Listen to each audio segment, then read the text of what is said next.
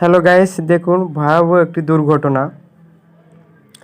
জমিতে জমিতে পানি দিতে গিয়ে পানির ড্রেনের ভিতরে ছোট্ট একটি শিশু পানিতে খেলা করছিল। সেই পানিতে সে পানির স্রোতে তাকে সেই ড্রেনে ছিল পানির স্রোতে তাকে ভেসে নিয়ে যে পানিটা মানে যেত সেই পাইপের ভিতরে ঢুকে পড়ছে। ঢোকার পর সে জায়গাতেই জীবন চলে গেছে, মারা গিয়েছে। তারপর তাকে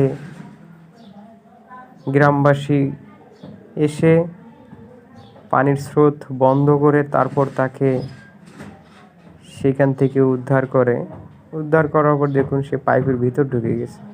এখন হ্যাসকো ব্লেড দিয়ে সে পাইপটি কাটার চেষ্টা করতেছে, তবে শিশুটি মারা গিয়েছে। দেখুন, ভিডিওটি সম্পূর্ণ দেখুন। কি মর্মান্তিক ভয়াবহ দুর্ঘটনা, মেনে না নেওয়ার মতো এমন একটু ঘটনা ঘটে গেছে। দেখুন, গ্রামবাসী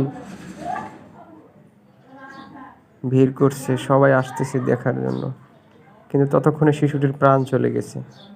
দেখুন, ভিডিওটি দেখুন।